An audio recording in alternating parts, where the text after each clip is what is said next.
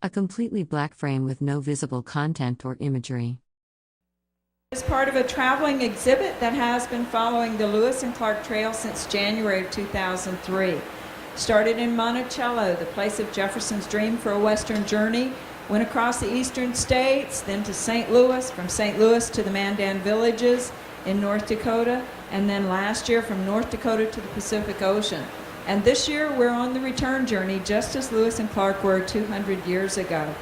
So just to let you know, 200 years ago, they were up at Weak Prairie talking about how beautiful the camas bloom was. So if you get a chance, stop by on the other side of our sandwich board there, and we have this day in history, what happened. And while you're here, be sure and see all of our other exhibits here on our site, and also a person in a ranger hat and uniform stands at a microphone on a stage, speaking to an audience. Another person in a red cardigan sits at a table nearby. Behind them, a projection screen displays text listing various government departments and agencies. Across the street, many other things coming and new things coming in every day. We do have program schedules in the back, so feel free to avail yourself of one of those. Note there are many changes, and our most up-to-date changes are made on our front desk schedule, so stop by there and see if the program you're looking at is one that you really want to see, and if it's really the one that's on the schedule, because we have had some changes. Here in the Tent of Many Voices, we invite people in from different backgrounds and different walks of life to tell their side of the story. And the stories that we tell here in this tent are local history and culture stories, Native American history and culture stories, and Lewis and Clark stories. So with that wide variety, we have a wide latitude in the programs that we give here. So at this time, I would like to introduce our speaker, Mary Jane Souther, and her topic is Visit with an Elder. But often in the Native American communities, you may have heard about how the stories are shared, and they're shared with from the elders down generation to generation. So she's going to be talking about some of these elders and the ability to listen to those elders as the stories are told. So let's please make welcome Mary Jane Souther. Okay. A person in a red short-sleeved shirt and orange undergarment stands at a table with papers and documents on it. Behind them is a dark backdrop with partial text visible about government services. Okay, thank you, and welcome to the Tent of Many Voices.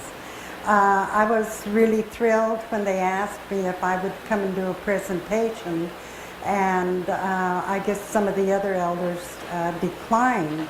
And so I'm very happy to be able to share a story. And the story is of sharing and listening.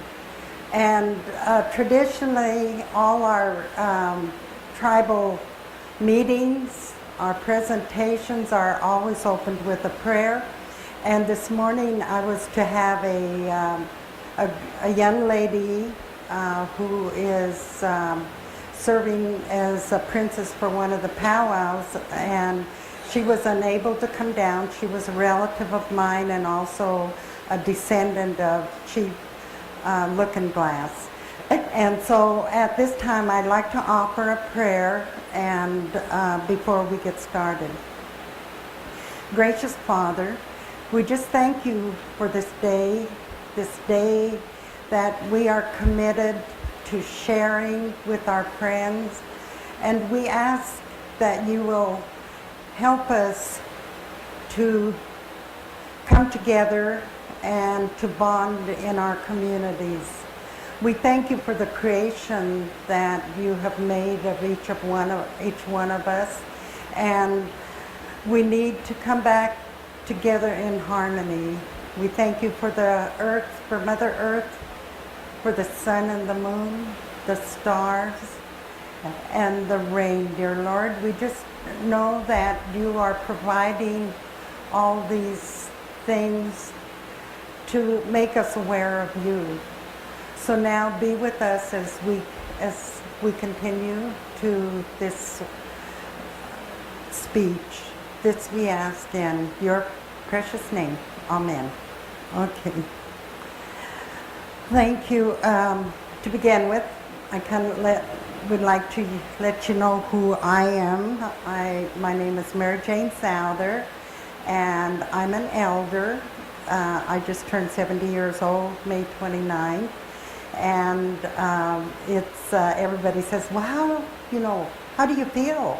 And I'm definitely not feeling anything. I'm feeling like me, And I guess when we look back in times, elders used to be in moccasins, in scarves on their hair, around their head, and a person wearing a red short-sleeved shirt over an orange patterned garment stands against a dark backdrop with partial text visible. They are looking to the side during what appears to be an indoor presentation or interview setting. Always working, and I haven't come to that yet of wearing moccasins and putting a scarf on my head. But that was our definition of elders, because I come in that era when this is the way you looked at your elders. But my name, Indian name, is Tatatnaksu, which means little duck. And I was born and raised in Kamiah, Idaho. And I had 4 brothers and 3 sisters. And we lived, I guess I said we lived in Kamiah, and was brought up by our parents, Linus and Isabel Walker. And it was always traditional almost to get a nickname. And when I was born, my dad gave me the nickname of Tootsie. And so I give you permission to call me Tootsie. Whenever they call out, when I worked with the tribe, they would call for Mary Jane Souther, and said, "Mary Jane Souther, who's that?" And then they'd say Tootsie, and then everybody knew who I was. But I have done that at many levels, at the county level, the state level, national level, as a social worker, and it works. I can also, I'm identified as Tootsie, so I really feel comfortable with that, and I feel very loved when somebody calls me that, because it's very endearing. I come from a very matriarchal family, as most native families are, and my matriarchal family was all in Kamiah. We were part of that family that was taken with missionaries. We were separated. Our tribe was separated. The centralization of the coming of the missionaries was in Spalding, and the missionaries never really knew, weren't tuned in to what Indians were, what Indians' beliefs were, but they come with their word. And so there was a separation of us, a separation. A person wearing a red short-sleeved shirt and orange patterned undershirt stands on a small stage. Behind them is a dark backdrop with partial white text visible mentioning U.S. government departments and management topics. Of where we were taken to the Kamiah area of my people, my family, and although we have relatives here in Lapway, well then we had some real negative things about being the Christian Indians, and the lower Indians were known as the heathens. And that was so wrong. And to this day, I really, kind of get frustrated at it, of back then. But today, I think that we've come to a harmony where we all know each other, And we come, there's Kamiah, Lapway, and Orfino that represents where our people live.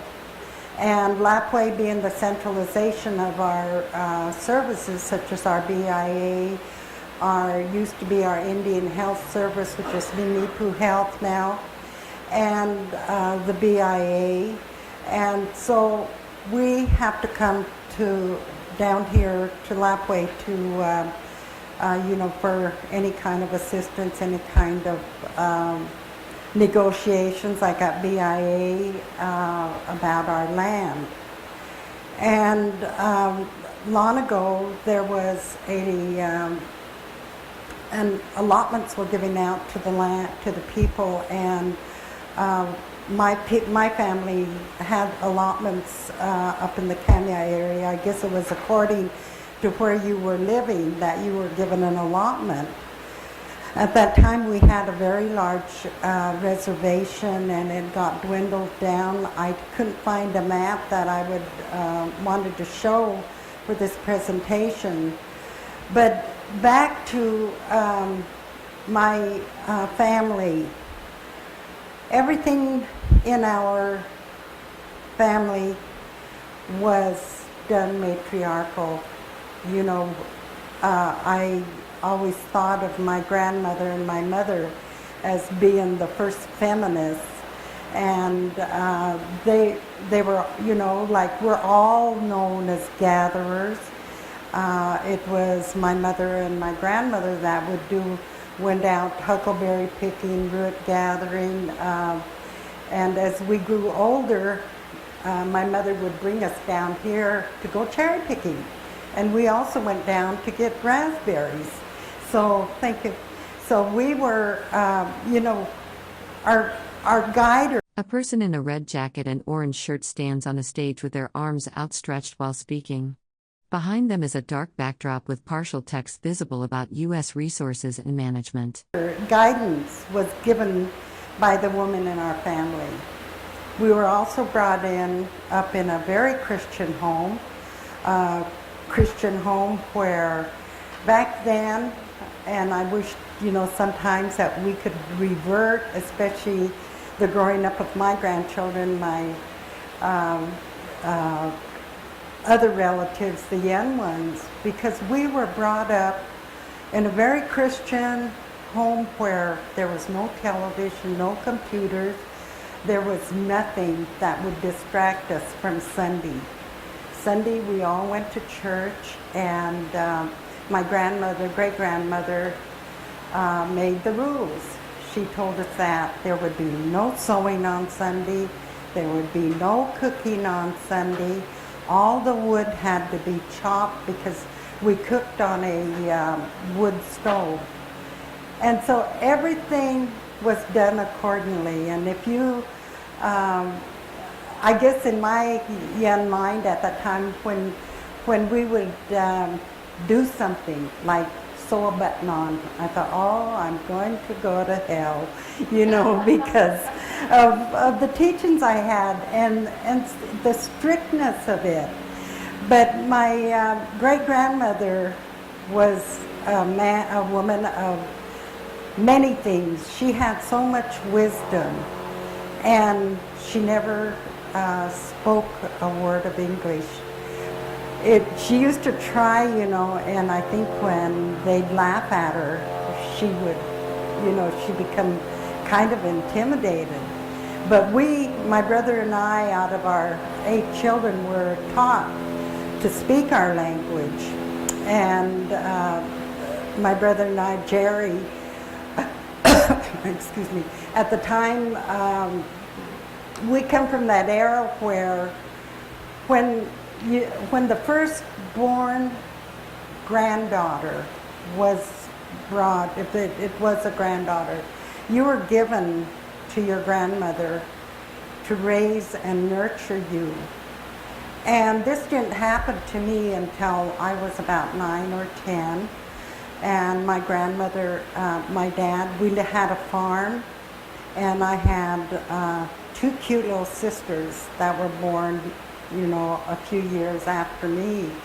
And at the time, I was the apple of my dad's eye, and my brother was the apple of my dad's eye because he was teaching him all about farming.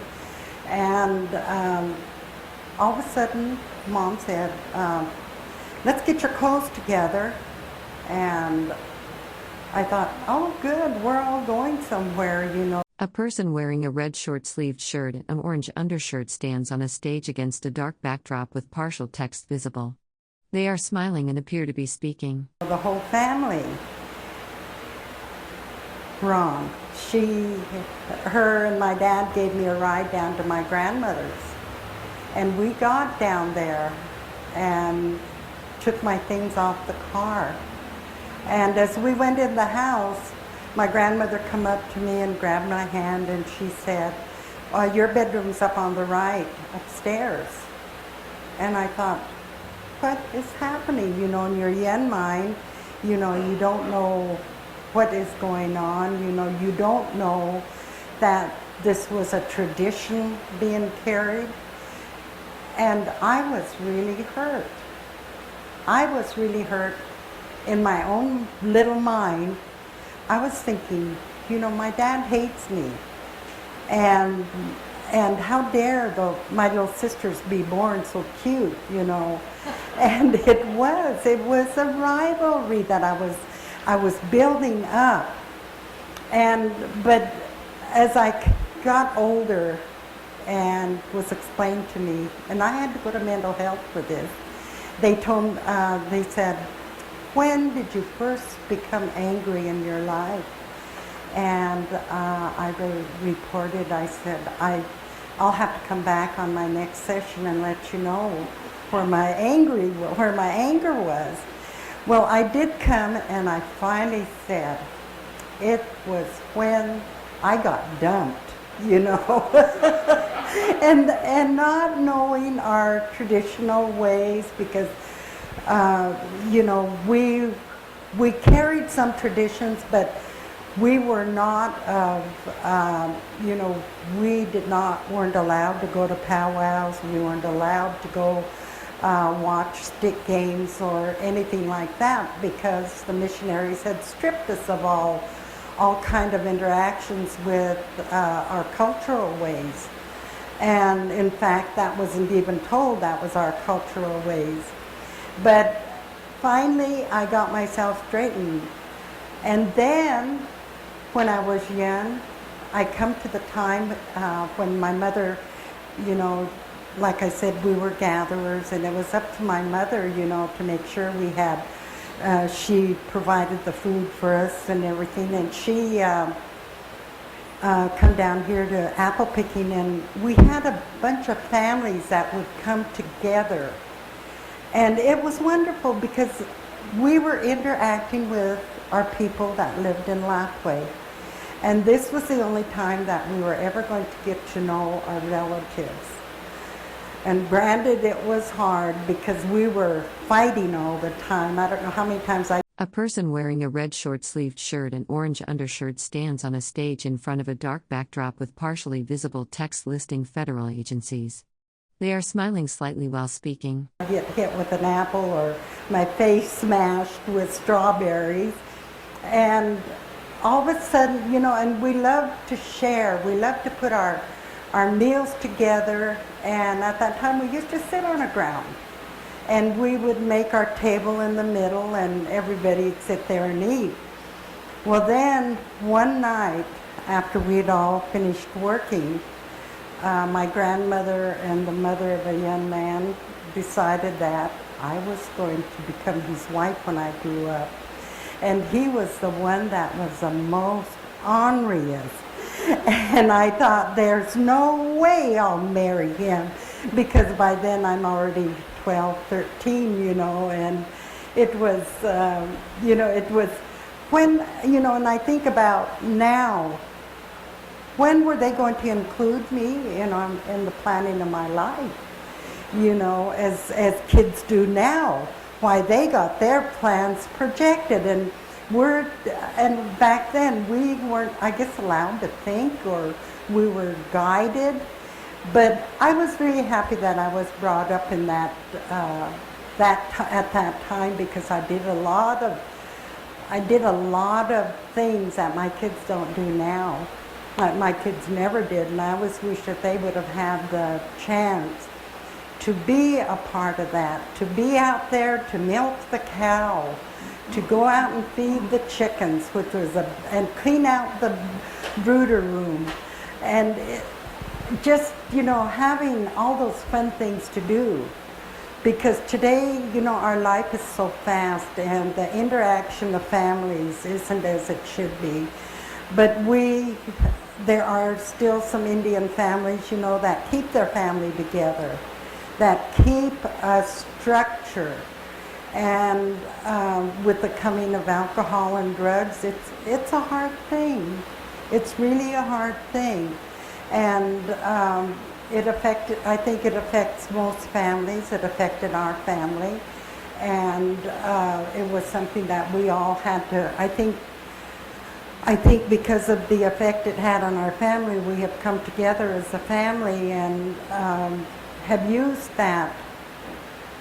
those deaths as a lesson that we give to our children and let them know how much we're susceptible to becoming an alcoholic.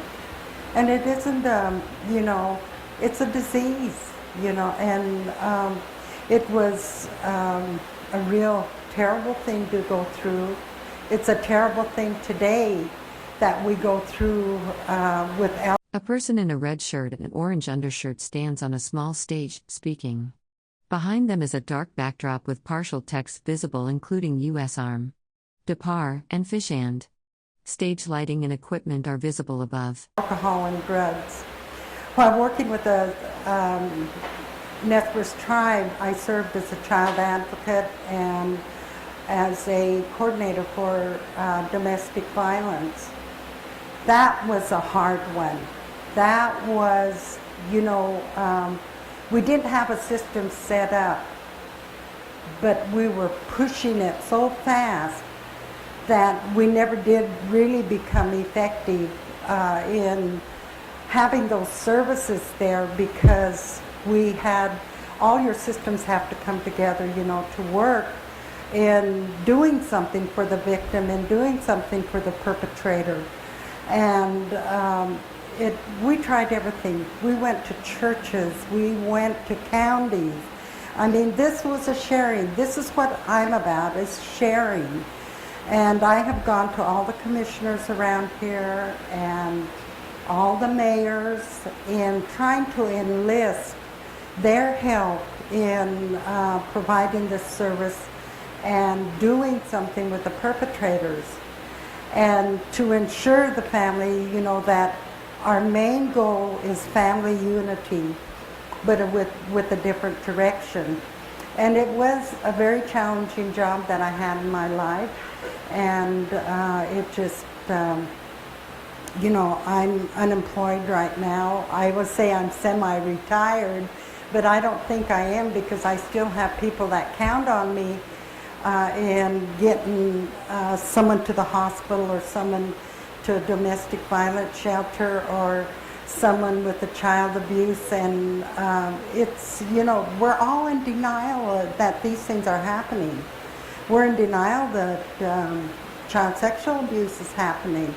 I know all our programs are under our Nez Perce Tribal Executive Committee, and they're the ones that have to, that are there to ensure that we get all the needs met on the reservation. And when I brought up child sexual abuse, incest, they were in denial that it's out there until it hits your family. And I would do everything to convince them. I took some films in. I went out into the community, and there for a while I was, oh, Tootsie, she thinks that we're all bad, that everybody's doing this, and it isn't that, you're trying to educate. Same way with our elders in our tribe. Our tribe, like I was telling you, I said I used to respect, the fact that they wear their moccasins. A person wearing a red short-sleeved shirt and an orange patterned undershirt stands on a stage with a dark backdrop displaying partial text. They are looking to the side while speaking. And their hats, and when they'd go to church, they'd have their shawls. It was a beautiful, beautiful elders. And we're not that kind of elders anymore, you know, and but because we're growing with the world, you know, and I'm certainly happy that I was able to have met all the elders. Every elder was everybody's grandmother, and it was so wonderful because they also guided you in your growing up years. And back then, family extension was there, the aunts and the uncles were there, and it just, you know, and you were guided by the church. And I'm only speaking, you know, to my story, and I'm really proud that and happy that I have been brought up, you know, in that way. Well, maybe before I go on, I've got I need to show you my matriarchal parts. The first one, that's Hattie Axtell Gould. She was my great-grandmother, and she was my pup. She was the one that did all the dedication of us and the guidance of us in our Christian life. You know, when we were young, you know, of course, you know, growing up, you're not aware, but we knew that there was a Jesus and that there was, you know, what would happen to us. We were never given that story about, hell and heaven. We were taught. We weren't told in a scary way. And I remember this lady, she would get into the church. She's a very emotional lady. She would get up in the church and give her testimony so,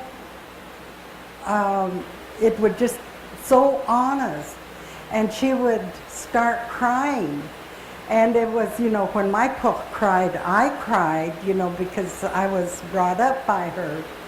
And sometimes, you know, she was very particular about who got to sleep with her, and she had this old feather mattress bed. And I always wanted to, you know, when I'd get in there and say, "Pup, I'm scared." And she's, "Okay, get in." So I'd get in and sleep with her. And I remember her smell so well. A person in a red short-sleeved shirt and orange patterned undershirt stands on a stage, smiling while speaking. Behind them is a dark backdrop with partial white text visible, and corrugated metal roofing is visible above. She used mentholatum for everything. Mentholatum for the head, the ears, the knees, the feet, you know, and it was, you know, it was a good smell. It was, and today I think about how at comfort I was, because she was so loving, you know, and I just think today that, oh, how I wished we had more puffs, you know, and knowing that I'm a puff, I have one great, and I'm sorry I can't give him the life that my puff gave me. She was so caring and so lovable, and they had this back then. The elders, they were in competition in our Kamiah area, and when the federal agents first start handling, you know, the BIA, we had agents for everything. And they started this extension program, and they gave all our women seeds. And so my pup didn't hear about it until later, after it was announced who won, and all that time she'd been doing her own garden, and they were giving money away for it, you know. So she entered it one year, and wouldn't let any of us help because this was her project and going to be her winnings. But you could see her, and I can still see her today, you know, when the wind would come after her beans were ready to be separated, here she'd just be letting the wind take the chaff off of the beans, you know, and it was, and gathering the corn and drying the corn, you know, to make Indian corn. And there were so many wonderful things. And did we ever have watermelons? She loved watermelons. She crossbred some watermelons one time. And just by chance, it took. And we had the most beautiful yellow watermelons ever. They taste like a peach and cantaloupe and a melon. And it was, you know, and that year she did win. So I was so, you know, I just, you know, she was already up in age and she was still doing this. And I used to be so proud of her, you know, she's going to win you. We'd take it to school and tell all our cousins or whatever, you know, and they said, well, my grandma won it last year, you know. So we also put us into competition. A person in a red shirt and an orange undershirt stands on a stage, smiling with eyes closed. Behind them is a dark banner with partial text reading U.S. Army Department and Management. But my cook died when in 1954, and I graduated in 1955. And oh, I know she so wanted to see me graduate. She was so worried about me because when I started going out with boys, she'd say, "You're related," you know, and then I'd get the history of who I was related to. And then, this one time, I went out with a white boy, and I told her, I said, "Puck, this is so-and-so." And she turned around and went in her bedroom, and I thought, oh no, you know, she's disapproving already. Well, anyway, she also reminded me, she had a favorite granddaughter. Her name was Lily Moody, and Lily died of tuberculosis. And it was at that era where the tuberculosis was very prevalent around our reservation. And so she kind of picked me up, you know, and I got, back then, you know, a penny was a lot more than it is today. And so I always had money, you know, and I always had all the goodies. And when I asked for some, I knew I had it. And so this one time in my junior year, I got to go to a prom, and my cook said, "Are you going with a soyapo?" And that's what in our language means white boy, a white man. And I said, "Yes." I said, "You tell me I'm related to everybody, you know." And so I was really defeating myself because she told me at that time, she said, "If you're going to continue to go with white boys, I plan to disinherit you." And you know, at that time, land didn't mean nothing to me. Getting an inheritance didn't mean nothing to me. You know, I was pretty safe and in comfort, at a comfort zone while I was growing up. And so I told her that I wanted to go to my junior prom. So she says, "Well, let's go to Lewiston." And so this boyfriend of mine had a real hopped up car. And here we come from Kamiah. We get down here to Lewiston, and she hands me some money, and she said, "I'm just going to stay in the car." And she loved to eat at Majestic Cafe down here. And anyway, I got this gown, a beautiful gown, one that I thought I wouldn't even dare think of. I had to think of. A person wearing a red shirt and orange scarf stands on a stage with their hands raised while speaking. Behind them is a banner with partial text visible reading U.S. Army Department, Management, and Fish and W. Something that was going to be proper, you know, covering my shoulders. And I thought, no, I'm going to dare. So I got this gown, but it had a little cape. And so, we all had kind of real strict rules at our house, and so we were coming to the night of the prom. Oh, first, before we, Lewiston used to be a two-way street on Main Street, and my book, I drove very cautiously, and as we'd get to a place, where there's a lot of pedestrians, and my book would tell me in Indian, go ahead and run them over. They're just soy apples, There's a lot of them.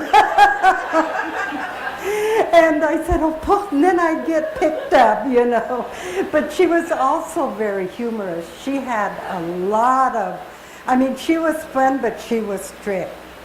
One time, so then when I got home and I was getting ready for the prom, and I kept waiting for her. Then we didn't have bathrooms in the house, and our water was outside, and so I had warmed up a bunch of water on the wood stove, so I'd already taken a semi-bath, and I thought, how am I going to shave under my arms? Because, I know that my book would not allow me to shave under my arms.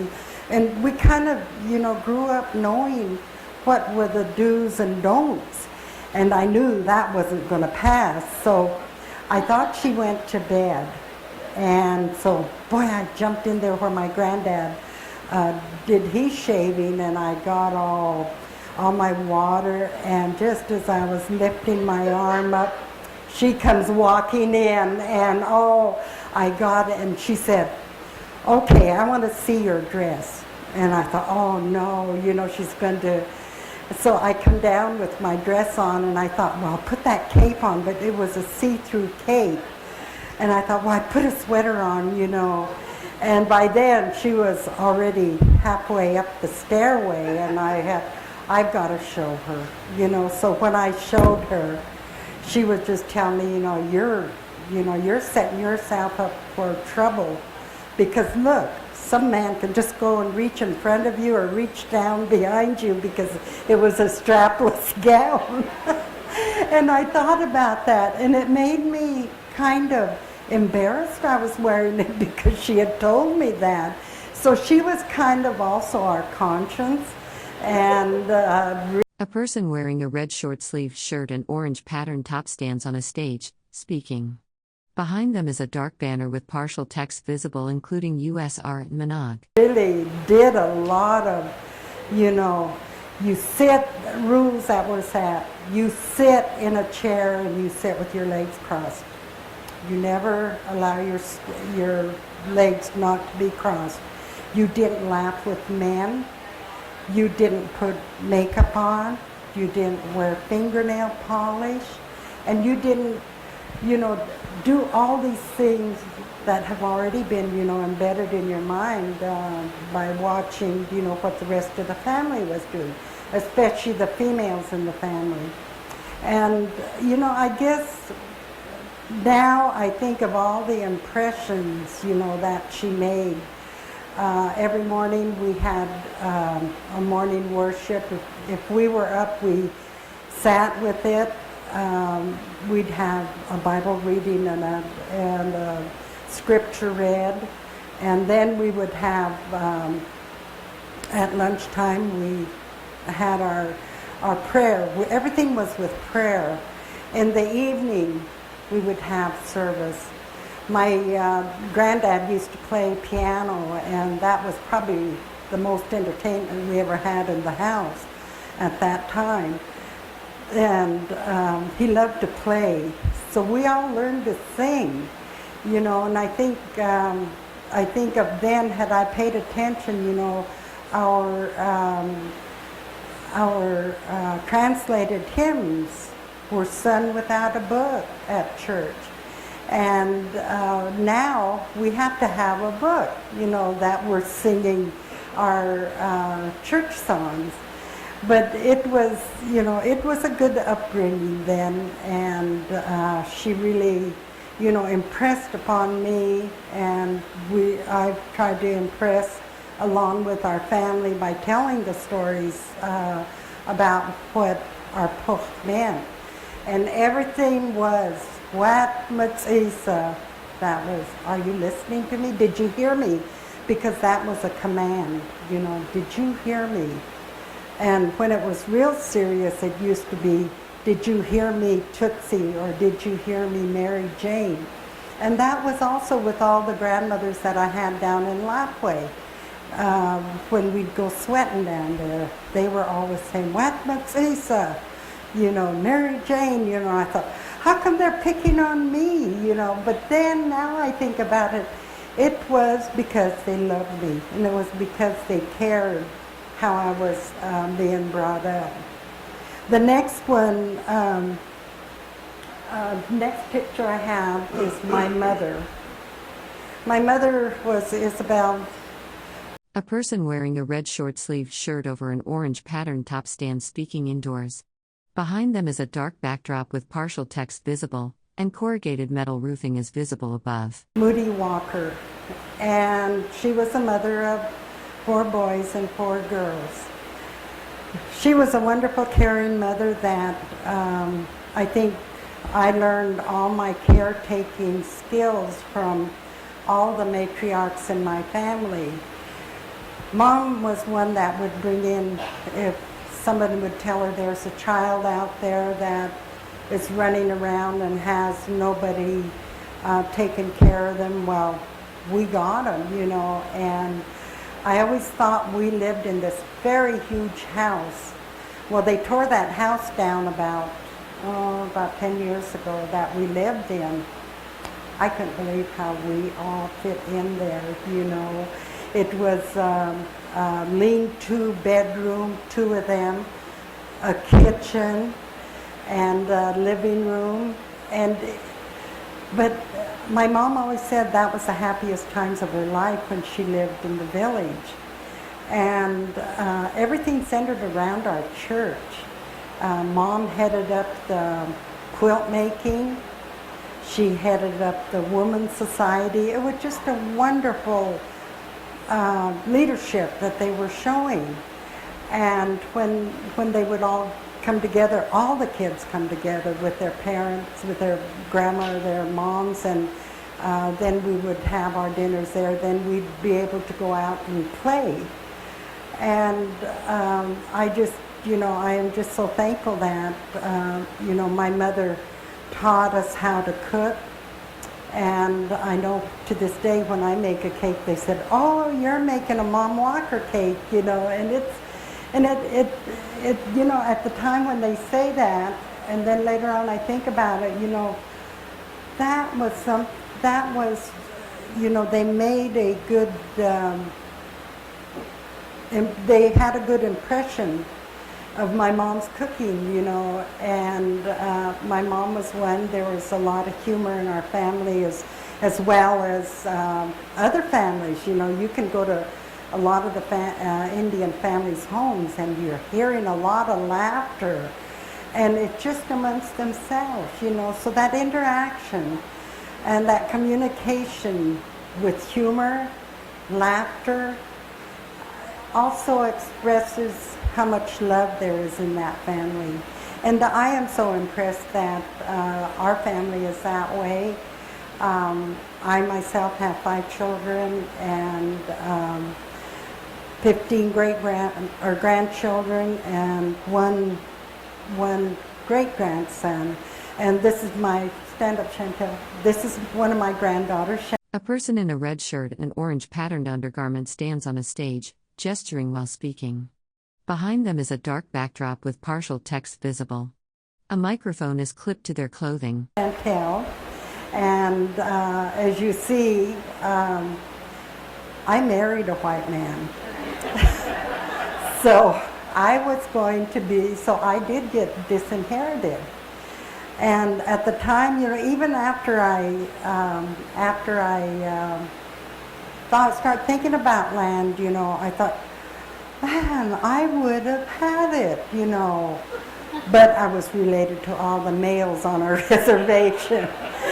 And anyway, my husband, when our children were growing up, you know, he said, our children are going to be Indian, you know.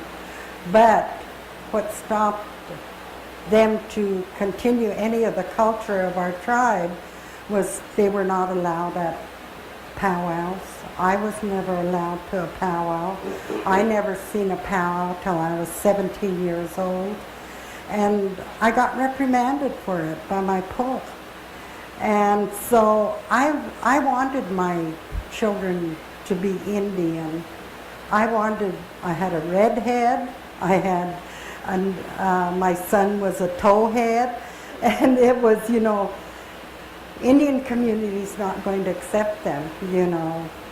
But they made it, you know, they're grown, they have children, and it's, you know, I have a lot of fun with them. I guess I'm getting down.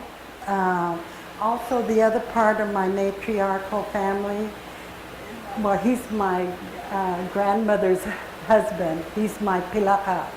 And he's, in a way, Grandma was so strict matriarchal, but we did not eat until he ate. We did not go anywhere until he was ready. So the next one is my grandmother, that was my grandfather and my grandmother. My grandmother attended the Carlisle Indian School when the Presbytery had sent a lot of our students off the reservation to acculturate them. And my pook, they told her she would get her back in 6 months. That wasn't happening. So this lady that didn't know how to speak English got on a train, and to this day I don't know whether she had a federal agent that took her there, but she went clear to Carlisle, Pennsylvania to get her daughter, and she was shocked. Here was my grandma in these great big beautiful fluffy blouses and a skirt and shoes, you know. A person wearing a red short-sleeved shirt and orange patterned top stands on a stage, gesturing while speaking. Behind them is a dark backdrop with partial text visible mentioning U.S. Army and other official departments. That was a no-no. But she changed back when she come back and had to get back acculturated into the tribe, you know, as a tribal member. My next one, I wanted to tell you about all the women in our tribe that have excelled to positions where they were known women. This is my sister Connie. Connie, would you stand up? This is my sister Connie Evans, and this is a picture of her. She served in the Vietnam War as a nurse. And we're very proud of her. I think these are two other pictures. I guess you know who's my favorite veteran. And we were so proud of her, you know, that here she is, you know, over there fighting for America. And she has one son and two grandchildren, adorable grandchildren, and adorable husband, Dr. Stephen Evans. And would you stand up, Steve? And Steve's retired here from LCSC. Okay, we need to get moving. So here is my aunt. This is the aunt that I took place with my pope. She was an Army Corps cadet. And she just recently has been acknowledged as part of the armed forces. Okay. This is an aunt of mine, my dad's sister. She was staff sergeant in the... A person in a red shirt stands on a stage, looking downward with hands clasped in front of them. Behind them is a dark banner with partial text visible, and gray curtains form the backdrop. U.S. Air Force. And I always wanted to be like her. I wanted to be that big secretary and do all the secretarial duties she did. And the next one is Bernice Carter Lawrence, who is deceased now, and she served in the U.S. Army. And this is Private Elizabeth Allen Redwing Williams, and she also is deceased.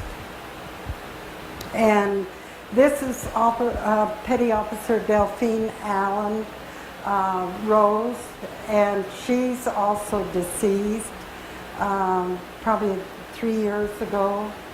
And this is Gladys Allen, who they've identified as the first woman on our Nez Perce Tribal Executive Committee. And she lives in Latway. This is a Poch. And she was a resident up at Clear Creek in Kuski, and she had many skills, and she did a lot of beating and brain tanning hides, and was a good horsewoman, and she was just a little lady. And she made teepees. Okay. The woman on the right is my dad's mother. I didn't have a picture, by itself, but she was my Ala. That would be grandmother on the paternal side, and she was a good baseball player. They said she could run faster than anybody, and then after I looked at her, in her older age, I thought, oh, how did she run?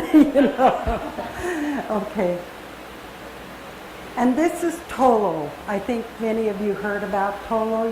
She was a heroine in the history.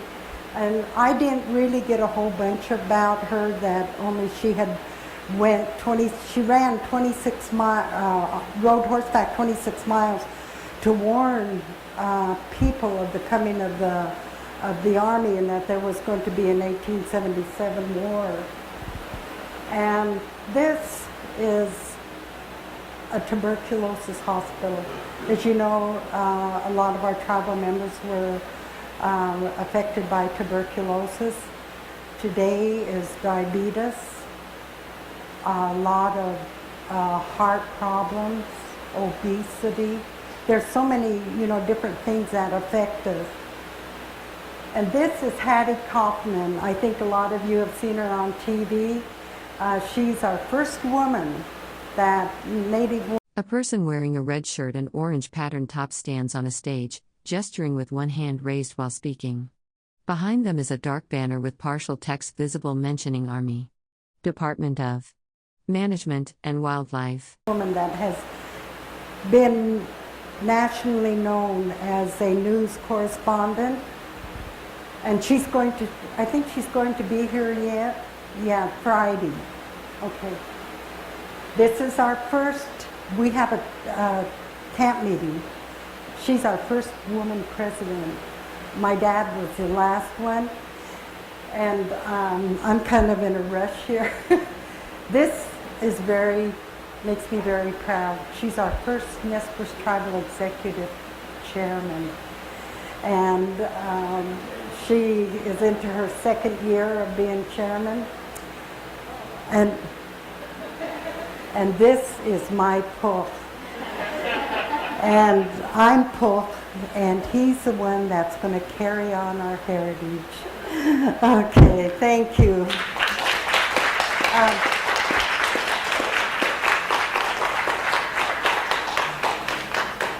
You ready for the next one? Just once again, it's Mary Jane Souther, just so you guys know, and thank you so much for sharing all your stories. I have some door prizes.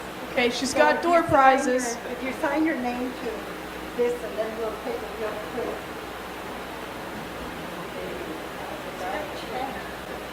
The frame is mostly black with fragmented UI elements visible, a gray rectangular shape in the upper right corner, and dark horizontal bars with faint text in the center and lower portions of the screen.